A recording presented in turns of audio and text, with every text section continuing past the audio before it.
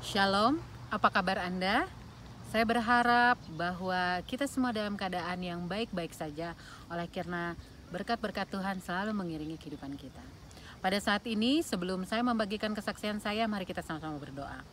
Bapa yang penuh kasih di dalam kerajaan surga, pada saat ini Tuhan, hamba-Mu hendak bersaksi bagaimana baiknya Tuhan dalam kehidupan hamba-Mu. Kiranya ini pun boleh menjadi berkat bagi yang mendengarkan. Di dalam nama Tuhan Yesus kita berdoa dan mengucap syukur. Amin. Saudara-saudara, Bapak Ibu sekalian, perkenalkan, nama saya adalah Andri Sudrajat. Saya berasal dari kota Bandung. Saya lahir dan besar di kota Bandung, dan saya begereja di gereja Setiabudi di Bandung. Dan saya menghabiskan pendidikan saya, waktu saya di sekolah Tuhan. SD saya di sekolah Setiabudi, kemudian SMP dan SMA di perguruan Advent Cimindi. Jadi saya ini city girl, flower city girl. Ya, saya berasal dari Bandung.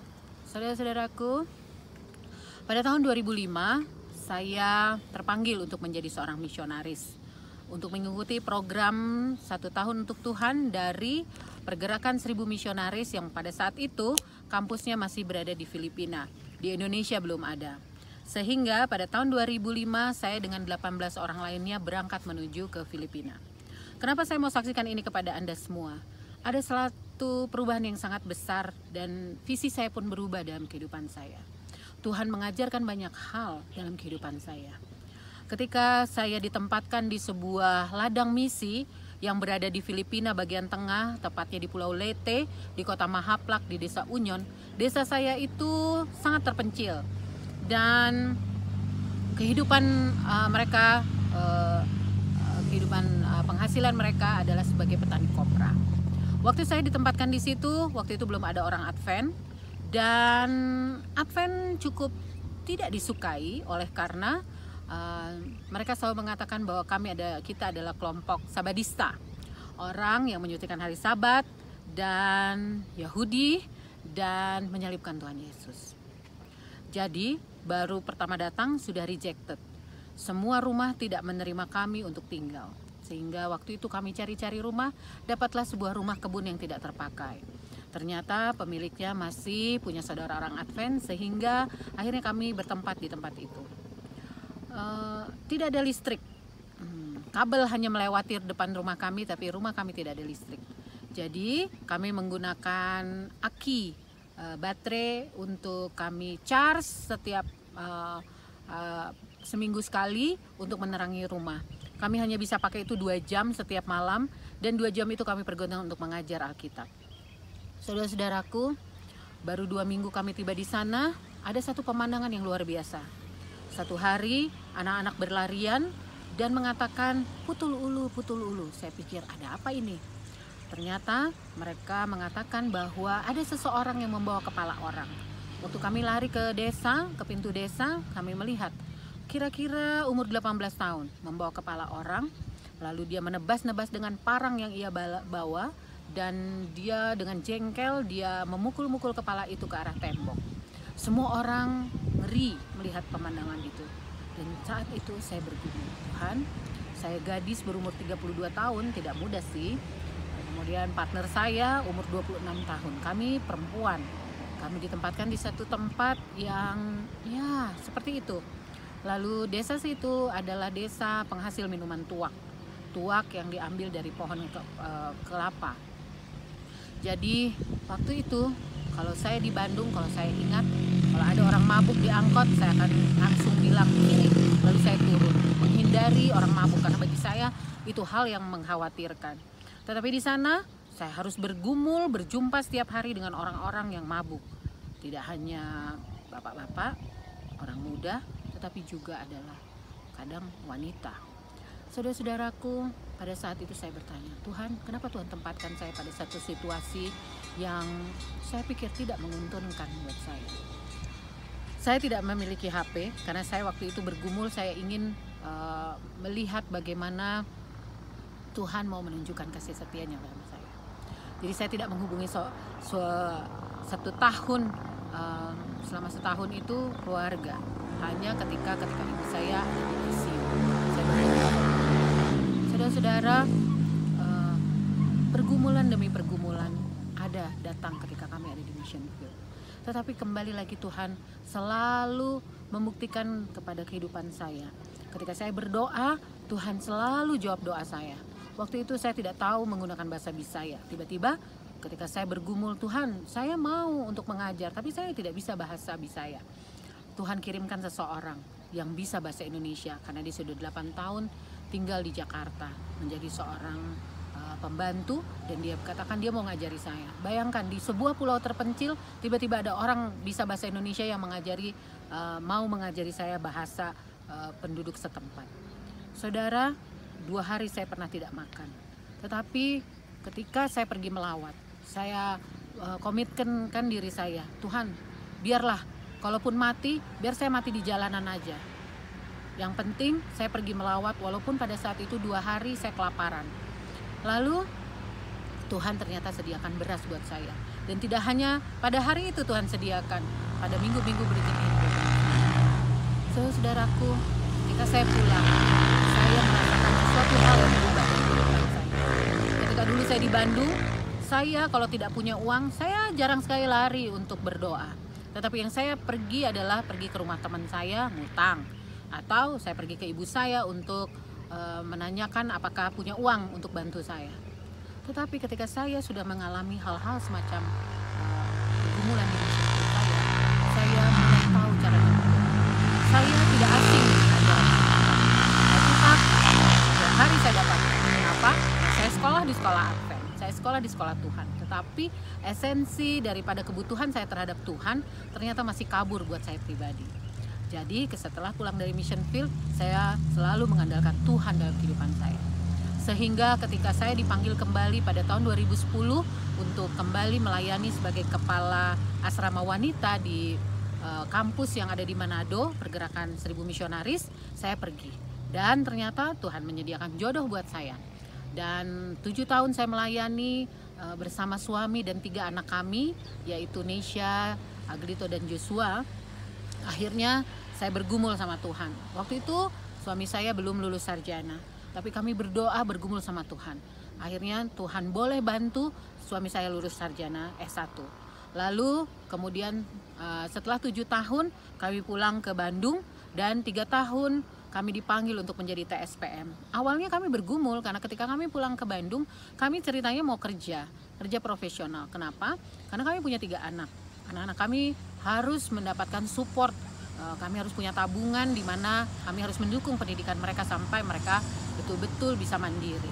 Pada saat itu iman kami kembali di tes apakah kami mau memilih apa begitu. Dan saat itu saya dan suami saya kembali berdoa, dan akhirnya kami menerima untuk menjadi tenaga TSPM di Sekolah Sabat yang ada di Sumedang, Jawa Barat. 3 tahun kami di sana, dan saya kembali belajar satu hal yang luar biasa, yaitu selama 3 tahun kami boleh dipertemukan dengan jiwa-jiwa yang Tuhan sediakan. Kenapa?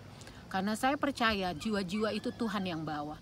Yang pertama yang kami lakukan adalah bagaimana kami hidup, bagaimana cara kami hidup, bagaimana kami boleh, walaupun dengan kekurangan yang kami punya, kami boleh menjadi berkat. Kadang-kadang saya bertanya sama diri saya, Tuhan, apa yang saya bisa berikan untuk jemaat saya? Saya tidak punya cukup uang. Bahkan untuk bayar uang sekolah anak pun, pendidikan kami pada saat itu, anak-anak saya sekolah di perguruan Advent Cimindi. Kadang-kadang kami harus malu untuk datang ke sekolah, setiap anak-anak harus terima rapot atau ujian. Kenapa? Karena kami tidak cukup punya uang untuk support mereka. Tetapi kembali lagi, Tuhan selalu membawa kami dalam pemikiran yang baik. Bahkan di dalam kekurangan yang kami punya, Tuhan selalu membawa kami memiliki kerinduan untuk bisa memberikan apa yang kami punya dari kekurangan kami untuk orang lain. Dan ternyata hal itulah yang membawa jiwa-jiwa untuk datang kepada Tuhan. Kenapa? Karena ketika saya bertanya sama jemaat kami yang sudah dibaptiskan, saya tanya, Pak, kemudian Bapak ini orang-orang rata-rata orang-orang yang sederhana ya, pendidikan mereka bukan pendidikan yang hebat, mereka adalah buruh tani, mereka adalah orang-orang sederhana. Waktu saya tanya, Bapak, kenapa Bapak mau jadi anak? Mereka hanya bilang satu hal, karena saya selalu merasakan bahwa kalian adalah anak-anak Tuhan. Karena yang saya tahu Tuhan itu baik, jadi anak-anak Tuhan pasti anak-anak yang baik. Dan ketika melihat kehidupan yang ada di jemaat, bahwa kita semua saling peduli satu sama lain, akhirnya mereka memutuskan untuk menerima Yesus sebagai juru selamat mereka. Ketika kami mengajarkan sesuatu, doktrin-doktrin, 28 doktrin saja, kadang-kadang saya suka lihat wajah mereka antara ngerti dan enggak. Tetapi ketika mereka bisa menerima juru selamat, oleh karena mereka melihat ketika kita menerangkan Yesus itu adalah Yesus yang penuh kasih, Bapa yang penuh kasih, dan ketika mereka juga melihat bahwa kehidupan masing-masing yang ada di jemaat penuh kasih, akhirnya mereka melihat bahwa inilah satu bukti bahwa kita betul-betul anak-anak Tuhan. Saudaraku sekalian, 3 tahun akhirnya, selama 3 tahun itu suami saya boleh lulus sebagai seorang pendeta dari UNAI, dan setelah 3 tahun kembali suami saya dipanggil untuk komitmen di kampus pergerakan 1000 misionaris yang ada di Medan. Anda perhatikan, inilah latar belakang dari kampus 1000 misionaris yang ada di Medan, tepatnya di Tongging. Saudara-saudara, bukannya lepas dari pergumulan. Saya tidak mengatakan bahwa sampai hari ini kami tidak ada pergumulan. Kami memiliki pergumulan. Tetapi ketika kami melewati banyak hal dalam kehidupan kami selalu percaya bahwa Tuhan akan mendatangkan solusi. Walaupun solusi itu misalnya tidak secepat yang kita perkirakan, tetapi minimal dengan pasrahan yang Tuhan berikan sama kita, penyerahan yang Tuhan berikan sama kita, percayalah, itulah yang akan menjadi dasar kekuatan di dalam kehidupan kita. Saudara-saudara, sampai hari ini kami bukannya tidak punya pergumulan. Anak-anak kami masih bersekolah di Pacim, itu adalah jawaban Tuhan atas doa-doa kami. Kenapa? Karena di tempat ini jauh dari sekolah. Tetapi ternyata selama pandemik ini masih online. Bahkan saya selalu berdoa sama Tuhan, bagaimana cara kami untuk memenuhi pendidikan mereka, sementara dari segi untuk menyediakan kebutuhan sekolah mereka, kadang-kadang kami harus bergumul. Tetapi sekali lagi, melalui guru-guru, melalui lembaga sekolah yang ada di Cipacim, dan juga inner di dalam kehidupan kami, itu membuktikan bagaimana Tuhan bekerja sampai pada detik ini. Dan saya bisa menyaksikan, saya memiliki ibu di tengah pandemik yang luar biasa ini. Ibu saya punya sakit PPOK, yaitu fungsi paru yang hanya tinggal 30%. Ibu saya 30 tahun sakit asma dan bronkitis. Tetapi selama pandemik, ketika kami harus berangkat menuju ke Tongging ini, Tuhan menjaga ibu saya, walaupun sebelumnya sering keluar masuk rumah sakit. Kadang-kadang kami tidak tahu harus berbuat apa-apa. Kadang-kadang kami kalut bagaimana membawa ibu saya di saat pandemik ini untuk ketemu dokter. Tetapi ketika saya meminta Tuhan, tolong bantu saya, jawaban itu datang dengan orang-orang yang mau membantu kami. Saudaraku, kita semua tidak akan pernah lepas dari pergumulan di dunia ini. Karena dunia ini masih dipenuhi oleh dosa. Setiap keinginan kita mungkin belumlah terwujud. Mungkin pada saat ini Anda kehilangan orang-orang yang Tuhan izinkan untuk istirahat terlebih dahulu. Mungkin itu adalah hal yang kadang-kadang kita harus terima di saat-saat seperti ini. Tapi percayalah, saya boleh menjadi saksi bagi Tuhan bagaimana baiknya Tuhan. Saya tidak tahu tentang hari esok. Bahkan 1 jam lagi, 5 menit lagi, saya tidak tahu bagaimana yang akan terjadi dalam kehidupan saya. Tetapi percayalah bahwa Tuhan memegang kendali itu semua. Saudaraku, ada ayat yang saya ingin bagikan kepada Anda semua di dalam Roma pasal yang ke-8 ayat yang ke-28. Kita tahu sekarang bahwa Allah bekerja dalam segala sesuatu untuk mendatangkan kebaikan bagi mereka yang mengasihi Dia, yaitu bagi mereka yang terpanggil sesuai dengan rencana Allah. Saudaraku, ikuti rencana Allah. Pasti Tuhan akan selalu menolong Anda, bahkan di tengah pergumulan dan badai hidup. Kita tidak pernah bisa mengenyahkan badai itu, kecuali kita bersama-sama dengan Tuhan. Semoga kesaksian saya pada saat ini boleh membangun iman kita bersama-sama untuk menanti-nantikan kedatangan Tuhan yang kedua kali. Dan harus percaya, berdiri teguh di dalam Yesus. Saudara-saudara, seperti yang selalu dikatakan oleh hamba Tuhan Gunawan, stand in the truth, go heaven forth. tetaplah berdiri teguh walau langit runtuh sekalipun. Saudara-saudara, mari kita menyambut sukacita di dalam kehidupan kita, walaupun badai hidup menerpa. Mari berdiri teguh, karena kita percaya Tuhanlah yang memegang kendali kehidupan kita. Shalom, Tuhan Yesus memberkati.